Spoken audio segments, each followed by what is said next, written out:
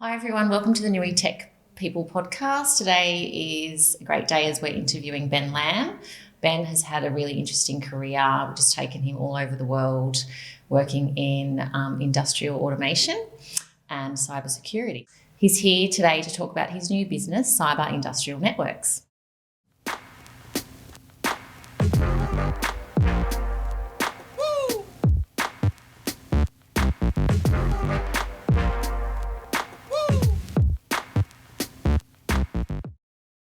So hi, Ben. Welcome to the NewyTechPeople Podcast. Thank you very much. It's great to see you today. Thanks for coming in. Oh, thanks for having me. No worries.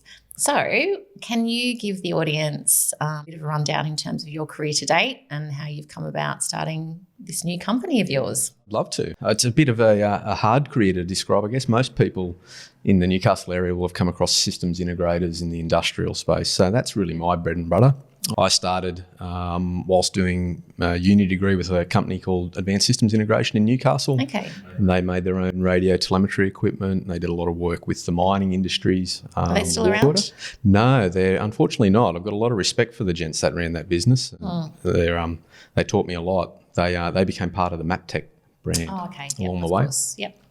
But yeah, I went through those guys and learned a lot about electronics and circuit board design and radio antenna design and a lot of sort of really nitty gritty old school now technology, I guess. It has stood me in good stead even to this day. You know, I think a lot of that grounding, some of the newer generations don't get down to that level. They don't have to anymore. So it was a great grounding, and I learnt so much through my time there. When I left those guys, I joined the old Hunter Watertech business out of Cardiff, and I worked with them for about 5 years. And during that time, I was lucky enough to, do a stint in the Middle East for those guys in Abu Dhabi for about 3 years. Wow, when was that? That was in the early 2000s. Mm-hmm. So yeah, it was a really interesting time. There was still conflict bubbling in Iraq and all of those sorts of things. So wow, what was it like living over there? I loved it. I had a bit of a love-hate relationship, to be fair, to the place. You miss a lot of the simple things that we take for granted, particularly here in Newcastle. The ease of getting out and going to the beach, you know, the outside lifestyle we have here. Over there during summer, it's nudging 50 degrees. You don't really want to be outside. Yeah. There's some great beaches, but they're normally associated with hotels which you have to pay money to get access to. So there's a lot to like about living over there. You know, proximity to Europe was great. Travel was great. Money was good. But, some of the simple stuff of just being able to go and sit in your backyard is what I missed over there. Yeah, definitely. Yeah. They're a really good expat community. Oh, fabulous. Yeah. That was when you were working for Hunter Water then? Hunter Watertech.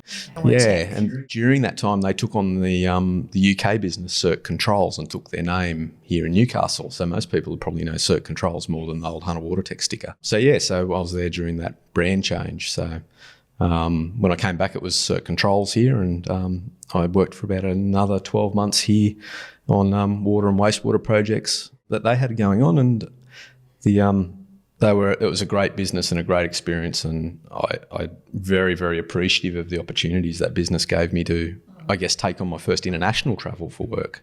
I think I'm pretty fortunate as a kid from Newcastle to have been given those opportunities and go and have those experiences. Anyone who's gets those opportunities waved in front of them in this tech industry coming out of Newcastle, just grab it with both hands and go. Yep. You'll never regret it. It'll be hard, it'll be challenging, but it's certainly something that I look back on, look back at the trepidation I guess I had at the time and question the validity of my thinking a bit, I guess. At the time it was daunting, but very much worthwhile. So I came back from those guys with again a lot of water and wastewater experience, a bit of petrochemical experience over there in the gas plants and stuff. Okay. Which was interesting. A lot of, I guess, experience in dealing with other cultures and other ways of doing business and security clearances for oil fields, and just working in a different country gives you a healthy respect for, I guess, how easy a lot of business that we do in Australia is, how easily we relate to Australians doing business as an Aussie, but it taught me a lot about not to have those assumptions and preconceived ideas, I guess. So it was really good, and I made lifelong friends through that experience. The expat community over there is pretty strong. So yeah, and I can imagine over there doing business would be their way. Yes, and it is very different. There's a lot that is negotiated, and it taught me a lot about keeping an eye on scope of projects and timelines of projects, and don't let death by a thousand cuts creep in. The place definitely works on, I think the word was WASTA, not what you know, but who you know. So there's a lot of that over there, which is fine. It's how the place works, and they get plenty of stuff done as a result. So, but it was an eye-opener for me, understanding all of that. Yeah, great. So I came back from those guys and did a bit more with the Circ business, and then I was fortunate enough to join a fledgling systems integrator called Primatech. I know them well. Yeah, I thought you might. Primatech, which became Primatech QDA. So I joined that business as employee number one. What did the QDA stand for? It was Quality Data Australia. That's right. So that was through some mergers of Quality Data and Rang Systems that came in, I guess, about 5 years into its life, amalgamated the name into Primatech QDA. We talked earlier, we know quite a few people. There's quite a few people out of that era. We had on the podcast earlier in the year. Yep. Yeah, Clint Bruin, John Watson, plenty of guys out of that era that are now scattered around the industry still. Still at AMP Control, isn't he? Yeah, he's also doing some work with the Melt, I think, as well. Okay, yeah. So that was a great emerging business, I guess. Early on, we were a very small, tight-knit team.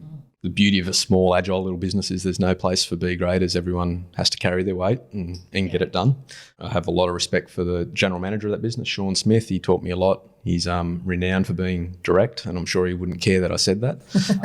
But it certainly taught me a lot about owning your work, owning the outcome of your work. Don't shy away from the responsibility of having a problem. Put your hand up early and talk about it and get it resolved. Yeah, absolutely. It was a great business for that. That tenure lasted for about 9 years. Wow, I didn't know that they were around for that long before they were bought. Yeah, I was trying to think. It's 8-9 year mark somewhere. AMP Control acquired them. Back in the days when they didn't call them startups. That's right. They were just new businesses, I guess. Yeah, so then went through the AMP Control acquisition and became part of the AMP Control automation team. So by the time from when I joined as a senior control systems engineer, and when I departed, I had held the roles of principal engineer and engineering manager. And through that period, we tackled everything from coal washeries to train loaders to stackers and reclaimers to cotton seed plants to you name it, we would tackle it. And the beauty of the AMP Control acquisition was it got us exposure back into the international market. So we had colleagues out of the UK, out of Hong Kong. So we took on projects with our UK counterparts delivering mining machinery control systems into Russia. So we managed to get to Russia and have a look around in Russia. And what was that like? It was fabulous. I'd love to go back and have a proper holiday style look around. Not in winter, maybe. No, well, yeah. I always joke when I went to Russia. I left here in late October, I guess. Mid-20s, shorts and T-shirts sort of weather. 40-something hours later, I walked out of an airport at the other end after flying around the world and back again, and it was minus 15. Wow. And I'll never forget it. There was an old MiG fighter on the stand in the car park, and I thought, well, I'm not in Newcastle any longer. But yeah, those sorts of experiences are the highlights of my career and what this... It's amazing to have those experiences working and travelling around the world. Yeah, it's been fascinating to be able to get that far and see places like central Russia with Siberia to the north and, the heart of Russia's manufacturing facilities. So, yeah, it's been a pretty wild ride on some of those things. So that was the beauty of the AMP Control era. I was fortunate enough to leave AMP Control to join Rockwell Automation. I spent about 3 years with those guys. And really what they came looking to me for up until that point, I guess I was the generalist control systems engineer, had PLC, SCADA, reporting systems, all of that sort of stuff under my belt. But what I guess, grown a bit of a liking to and a bit of a reputation for was dealing with the networking side of things. Okay. Yep.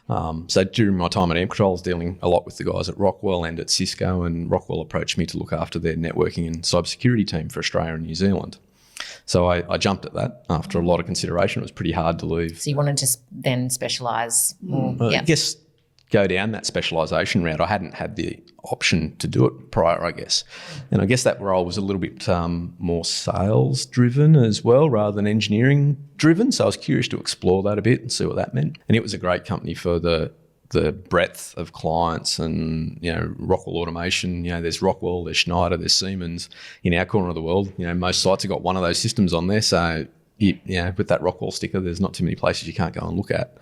So it got me travelling from one end of Australia to the other end of New Zealand, looking at everything from, again, mines to Mars bar factories to hydro power stations to all sorts of to logging mills in New Zealand. So you have to learn about a lot of different businesses then. Yeah, and I think that's something that I sort of woke up to late in my career, was the power of a good engineer in this game isn't how good an engineer you are. It's how well you can understand your customer's business and what they want for the money they're spending. Yeah. And if you roll that down the hill, then that comes into understanding the equipment you're controlling or making work and how much money they've got to get out of it. And that's where the value is. Yeah. So I sort of pride myself on that, and I sort of nag that into anyone I come across in this game is you can teach people to write code, but what you got to learn is what the machine's doing, what the customer needs, what's making them money, and then make sure you align to that within the bounds of your scope, and you'll have a happy customer. So that was that era. So Rockwell had me travelling around the world. I got to Mongolia with Rockwell to look at a big copper mine in Mongolia, and also over into South America, into Chile, and into North America for some of the technical events. So that, again, was a lot of consulting engineering work on networks and cybersecurity and design and architecture. And I guess really what proved in my mind the value of the work that the new business, which I'll get to in a minute, is here to do. Everywhere I went and saw, there was so many people with such massive investment in manufacturing and processing facilities, and there was a common thread. The thing that always let them down was the communications and the networks and the security and the architecture. So that was Rockwell, and I met a lot of very smart people there, all the way through their product teams and development teams and their roadmaps, and those guys, they know their stuff, and I had a lot of fun being a proper nerd talking to those guys and picking their brains about what they were thinking and learn a lot. So I left there and I've just completed a 2-year stint with Safe Group. They offered me a job to run New South Wales State Engineering Team, which I was happy to do. And it felt a little bit like coming home back to the SI community after being, I guess, on the evil side of the fence as a vendor trying to hock hardware. So I've really enjoyed that experience working with the Safe Group team. They're a small integrator here, good size integrator here in Newcastle to be exact, and they do a lot of water and wastewater work, so a lot of telemetry networks, a lot of radio stuff.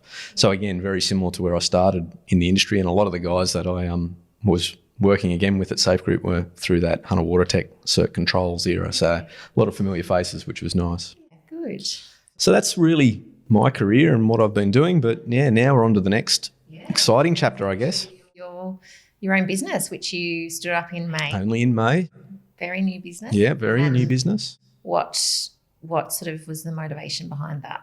Well, the motivation was really reflecting on what I was seeing in my time at Rockwell around the problems so many industries were facing in the current landscape with reliability of their systems, being impacted by their networks and communication systems.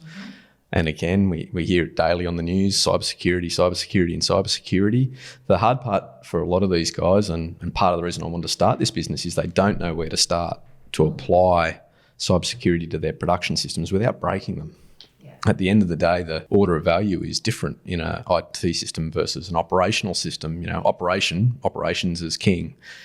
IT, typically confidentiality and availability come up the food chain on their order. But in the operational systems, if that plant's not running, it's not making money. So it's a real challenge for a lot of people. And I think why I want to start this business is there's a good tight-knit little community which I hope to foster and grow and bring capability to the market of people who have got solid control systems experience. But I always joke about it, can also speak IT. It's pretty common in those plants to see a gap in the technology teams, which is odd because we hear at NewyTechPeople there is some divisions in the IT and the OT worlds. Control systems engineers and then the IT departments. They don't always see eye to eye, and really what it comes down to is that difference in drivers for their performance. So I've spent a lot of effort, I guess, over the years in working with IT and OT teams, I guess, to span that divide. try and get the teams together, try and get a solution that everybody's happy with. And then you get to do the fun part of rolling the solution out and seeing the proof in the pudding. So that's really, I guess, the primary focus of the new business. And can you tell us the name of your new business? I can. It's Cyber Industrial Networks, which is a real mouthful. Anyone who started a business, try registering a business name and do better for me. It's so hard to come up with a business name. Yeah, it is. So as a good friend of mine said, he said, yeah, just abbreviate it to Cynet. And I said, well, it sort of sounds a bit like Skynet out of Terminator, and we can run with that.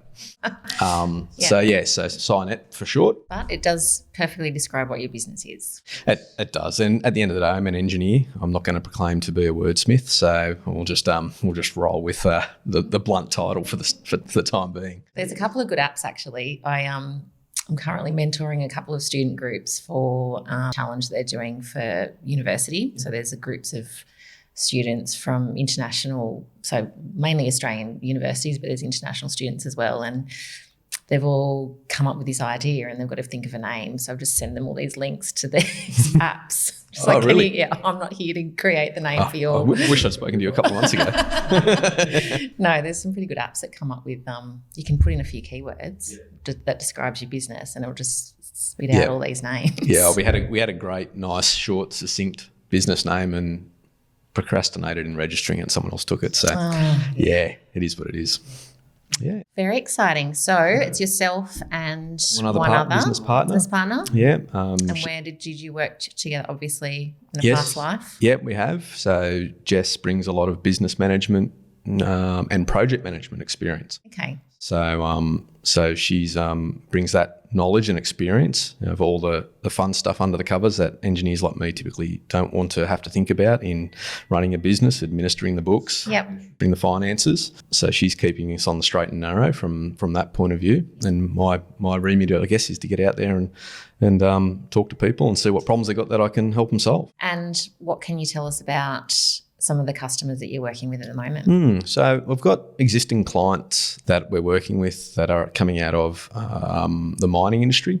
So we've got, and oddly enough, here in Newcastle, the mining clients I've got at the moment aren't heavily coal. I've got a bit of a mixed bag. I've got one of the mining clients here is in the Hunter Valley. I won't name them, of course. And another one is a gold miner out of Australia that operates an operation in West Africa. Okay. And you recently went... I did. To West Africa. I did. During these times, which would have been an eye-opener and you would have been, I guess, nervous with the current situation that's going on. So tell us about that trip. Yeah, so last October, it's an Australian-owned mining company. They operate an operation in West Africa. Had problems on their site with their communication system stopping their plant. So we were asked whether we could do an audit of their system. So I guess a bit like anyone who's an IT guy or a network dude listening to this, you do network audits all day, every day, but we had to have a bit of a look at the control system and how old it was, if something died, could they get a replacement, a bit of a life cycle analysis on it. But what made it fun was the fact that it was in Mali, in Africa, and in the middle of COVID. So we went through a lot of discussions with those guys about the logistics, whether it was possible. DFAT paperwork would have to go through all of those mechanisms, plus the constantly shifting landscape of airlines shutting down air routes and all of that sort of stuff. So we had to go through a pretty extensive medical process to go over there, because once you go to one of these remote sites, the client has to accept you and all of your medical conditions, if you have any. A very heavy vaccination process to get over there. I was a pincushion for a while. I joke with my kids now. I think I'm fireproof now with the number of vaccines I've had. Hurt, Dad. Yeah, that's right. I'm good. I'm right. Yeah, it was a big logistical challenge to get over there. Did you how long did it take to get there? Did you have to go via other places to get flights? And we flew from Sydney to Singapore. From Singapore then to, got to stop and think now, Heathrow to Paris, and then Paris into Mali, into Bamako, and then a charter flight out to the site. Wow. And it was amazing for anyone who's been through those airports. They're all busy airports. They're all ghost towns, like shops shut, lights out, dark. Yeah. Except for Paris, oddly. When we were there, it was business as usual. Wow. So very interesting experience. Obviously, Africa comes with its own security challenges that the the site deal with well. They've got their own private security.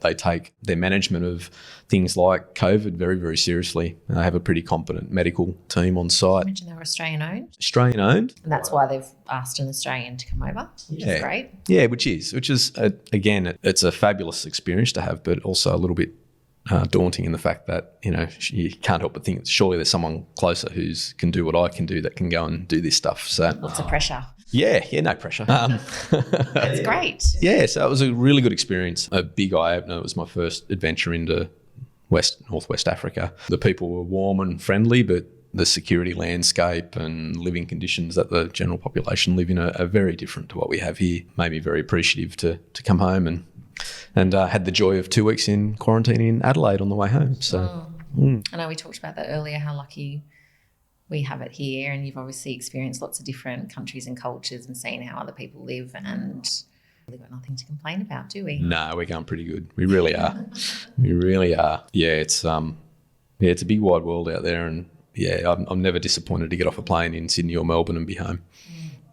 Well, you've obviously been to a lot of different countries, and tell us about that experience with Africa, and that was just recently, obviously. Yes. So last October, I was fortunate enough to head towards Africa. The story I tell is about on the way out of Africa, we had to have COVID tests done. Most of the airlines wanted to see proof of a COVID test before they would board you. Yeah, you can imagine what the airlines system's like in the middle of a pandemic. It's masks and separation and everything else going on. But yeah, they were you nervous about flying in a full plane? Was it the plane? The planes were empty. Really? Empty. Yeah. Yeah, I don't know how they're making money. Yeah, I really, really don't.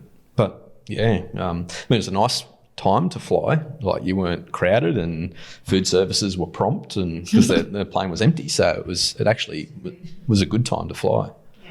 Apart from the global pandemic risk element. But yeah, on the way out of Mali, as I said, we had to stop for our COVID test in Bamako City. So we arrived at the airport and got into a minibus and were shuttled into the hotel, and you got to have a really good look at the city and other countries, and again, that whole healthy appreciation for here and home. That capital, Bamako, there's a lot of tin sheds. The main roads are tarred and all the side streets aren't. All the basics that we have here, sanitation and garbage collection, it's there, but it struggles. Yeah. Choked roadways with people on scooters and people sitting in the backs of utes to get where they're going and all that sort of stuff. But they put us into a hotel for a couple of days. It's in the nice part of town, in the Embassy district. All tarred roads everywhere there. And I'll never forget, I came around the corner and there's this little concrete bridge over a muddy looking creek. And the bus pulled up on that as the gates in front of the bridge opened, and they had razor wire on top of them. And the gates opened and out came an armed guard. And at that point you sort of realised there was another armed guard sitting in a hut off to the side. And then out came another two, one with a mirror on a stick looking under the car, and another one with a bomb sniffer dog who did a lap of the car. So you go, even if you're not guilty of anything, you'd still be nervous. That's right, exactly right. I hope I haven't got any sunscreen that smells like explosives. And at that point we were rattling from the amount of medication we'd had for anti-malarials and stuff as well. But so they circled the car and that was okay, and they drove the car and shut the gate behind. There was an inner gate in front of it. They got us all out, and the sniffer dog sniffed us all over, and then we all walked into an airport security hut. So X-ray machine, wands, and then the bag X-ray. They would have had quite big machine guns, I imagine. Yeah, they weren't playing. Yeah, they weren't playing. So then you get through that, you put your bag through, and then you walk out of all of that and you're into this courtyard of a hotel with flowers and fountains and music playing, and you've stepped into a different world. Parallel universe. Yeah. You walk into the hotel and it's a lovely, 4-star hotel, and everyone's friendly and your room's waiting for you, smiling. No one's pointing a gun at you. No, that's right.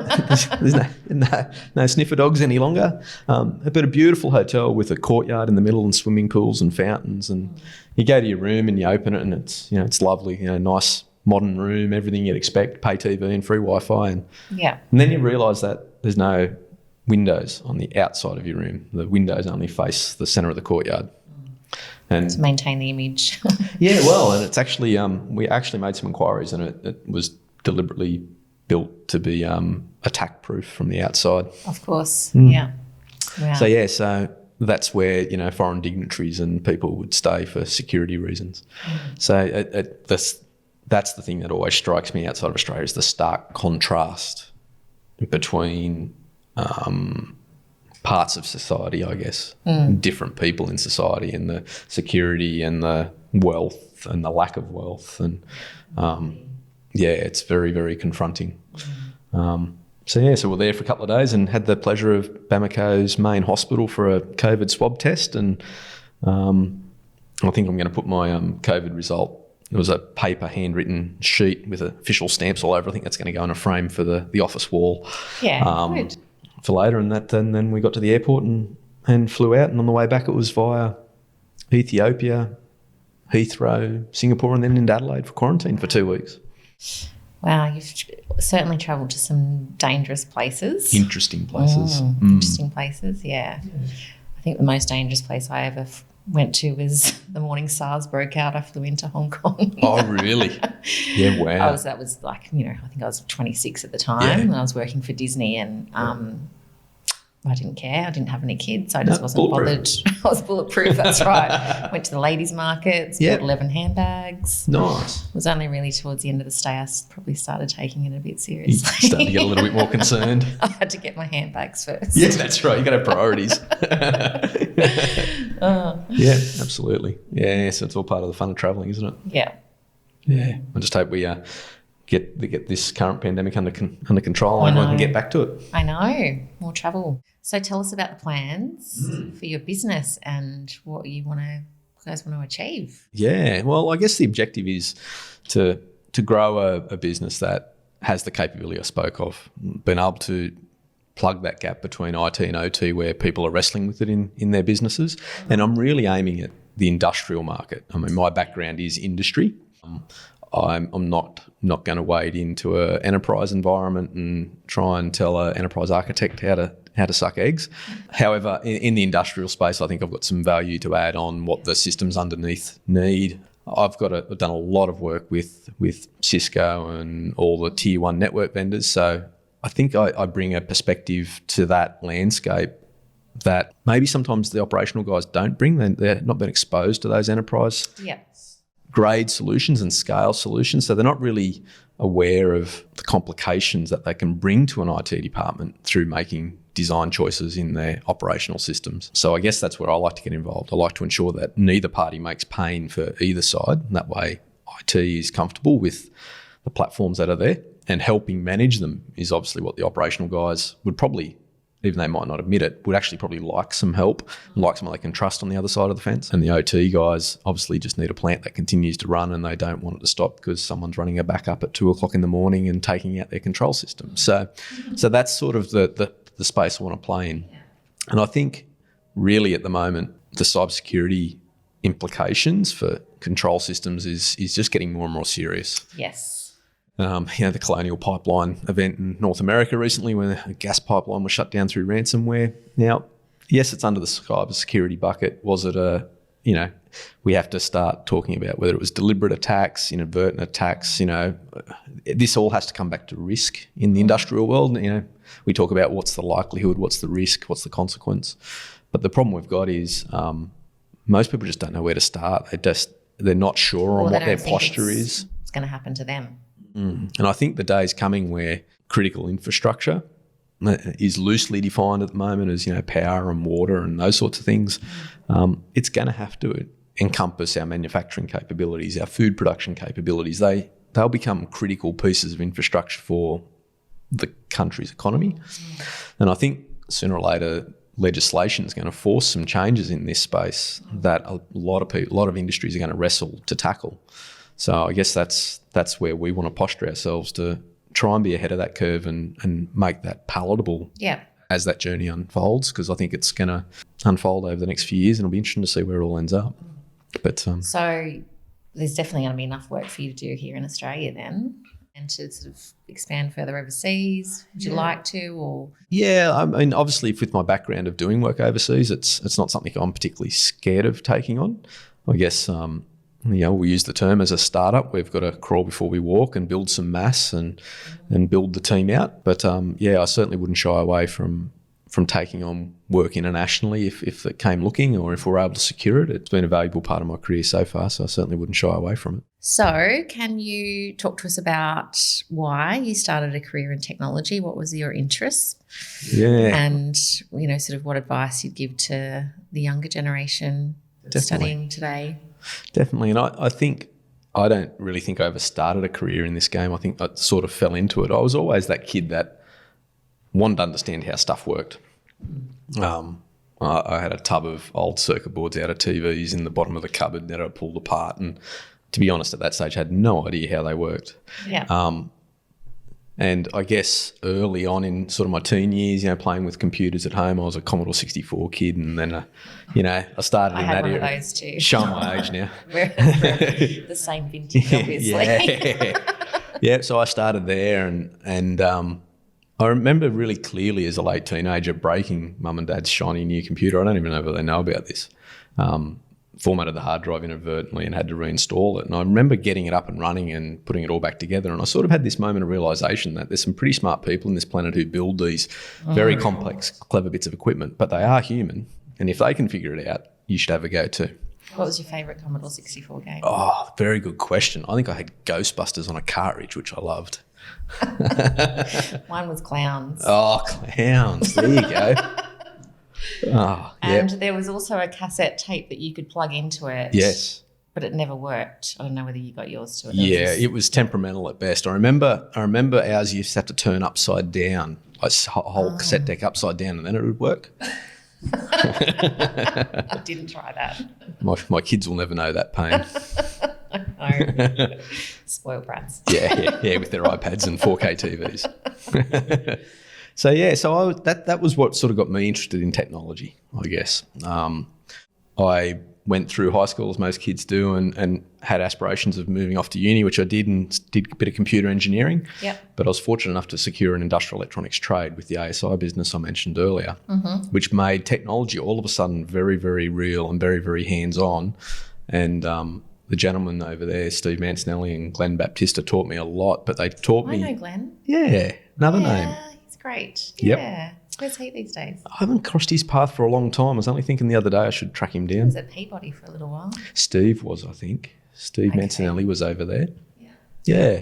But they made the technology real, and you had to understand a circuit and diagnose it and chop chips off boards and solder them and burn your fingers in the process, of course. And so that really made the technology real for me. Yeah. And it taught me that if you're willing to have a go and willing to put your hand up when you make a mistake, people will teach you.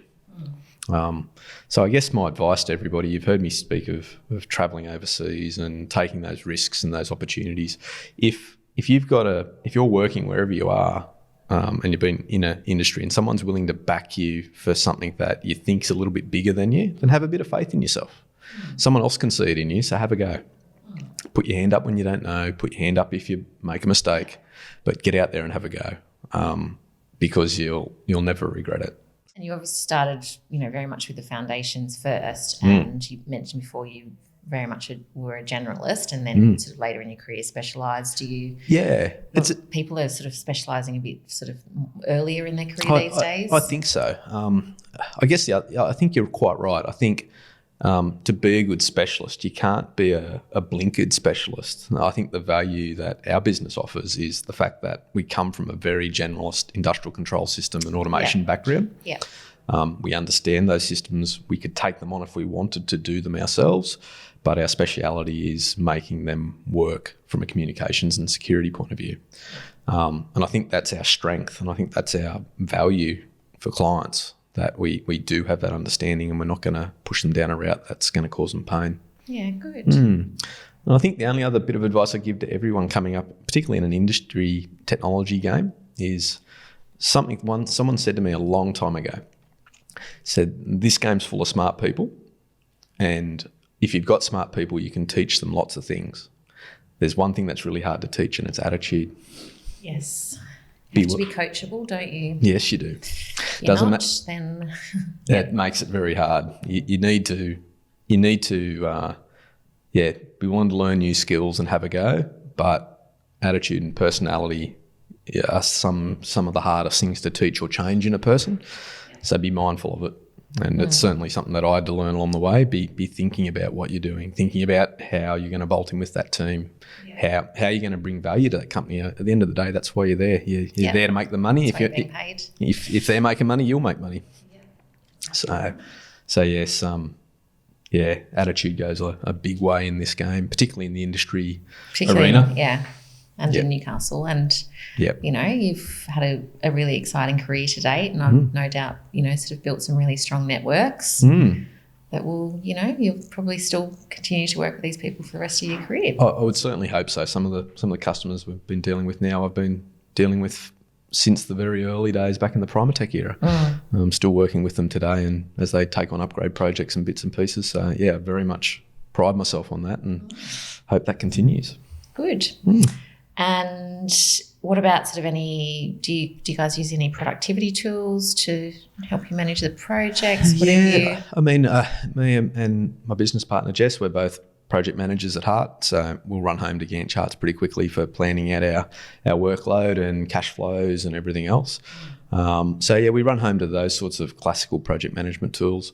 I've seen in other businesses that I've managed, when you need to get to a pool of people delivering billable hours, you need to have a pretty solid handle on what those hours are for, where they're getting billed to, any gaps in those schedules. So I've used plenty of cloud-hosted resource management tools. E-resource scheduler is one I've used a lot. Nice, simple interface, just shows you where people are booked and you can summarise your data and all that sort of stuff. So I guess at the end of the day, the engineer in me wants numbers to back up what I know. So I like those tools. Good. And I like being able to model them out and forecast and that sort of stuff. So. And what's been the most challenging part about starting a business? Taking the leap. Taking the leap to have a go, particularly in, a lot of, I think you said to me earlier, hey, you're in the middle of a pandemic. How you going? That's probably the most daunting part. As well as getting, obviously Jess brings a wealth of experience around the financial side and the ERP management side, which is fabulous. Just taking that leap, I guess. And as you've heard, it's very real. Like I thought about it for many years, and I always used the excuse that I was a single mother. And that it was too daunting. But again, did it in the middle of a pandemic when I just never would have thought I would do that years ago. Yeah, exactly right. Have you ever regretted it? No. But you've had some sleepless nights, but never regretted it. It's challenging, but love it. Yeah, it's the best decision ever made. Yeah. Yeah, and I guess that's what I hope for a new business is to enjoy the challenge, enjoy the chaos of it a little bit, enjoy getting out there and delivering work, and hopefully get the growth out of it and grow it into a business that people want to work in and have fun in the challenge too. Yeah. And when you're sort of thinking about sort of hiring? Well, really what we've got to do is grow our workload a little bit. We are effectively not seeking venture capital or anything to get us going. We've self-funded. So that obviously comes with, a slower growth curve. So we'd be looking to recruit probably or grow within the next 3 to 6 months, I guess, from what we're forecasting now. So I don't think we'll stay this size for very long. And obviously keep the work coming in and keep the team having the capacity to make sure we're not dropping the ball for anybody. Very exciting. I hope so anyway. And what about personal life? What do you do outside of work? Well, outside of work, we're a bit of a blended family. We have 4 kids when we're at full complement, 2 boys, 2 girls from 9 through 14. But we do a fair bit of stuff outside. We're pretty lucky. We're based over in Stockton, so we've got beaches and rivers and all that sort of stuff at our disposal. I'm an old dirt bike rider at heart. Are you? So unfortunately, the bulk of the children have now been tarred with that brush. So that normally keeps me spinning spanners and maintaining motorbikes on weekends when I'm not doing other stuff. So yeah. Where do you go riding? Do you go up to Glenrock or? Yeah, you take the motorbikes out. We normally have to get out on private property with the kids being the age they are. So we're thankful. I grew up in the Hunter Valley originally, so I've still got some connections. I grew up in Muscle Rock originally. Okay. Don't hold that against me. No, I won't. You'd be justified. No. So we've still got access to acreage up there and a few other places around the traps, which is nice. Get out and go camping and all that sort of stuff. Get out of town. Unplug from the technology for a little while. And do you sort of listen to any podcasts, or do you like to read? I like to listen to podcasts and I like to read. Unfortunately, the bulk of my downtime, cycle time, is reading technical literature or white papers and that sort of stuff. So I guess so that sort of ticks that box.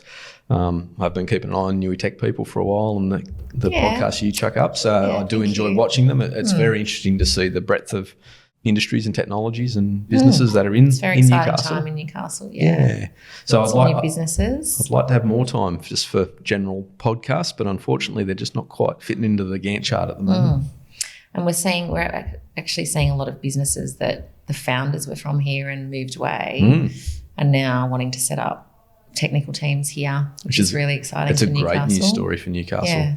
And I mean, if nothing else, I mean, I'm amazed that I'm fortunate enough to come back and live in. I actually think one of the companies that we're working with at the moment, they're from the Hunter Valley too. Oh, really? Yeah, so Autopilot. Yeah, okay. Yeah, so they're a marketing automation platform. Nice. There you go. Yeah, Newcastle's a pretty good place. If you can manage to end up back here and set your base up here, it's not a bad part of the world. No, very lucky. Yeah, very much so. I won't ever leave. No, it's not terrible, is it? No. Well, it was really interesting to hear. You've had such an exciting career and worked in many interesting places. So, it was really great to hear your story today. Thank you. And wish you all the success for your business. And if I hear of anyone needing your services, I'll definitely point them refer them on. Yeah. So, I'm looking forward to seeing your business grow. Yeah, and I hope you keep an eye out for people that might fit the brief of what we're doing. I will. Yeah. I'm sure you know a lot of people as well. Thank you very much for having me today. It's been really good to come in. You're welcome. Thank you. Great.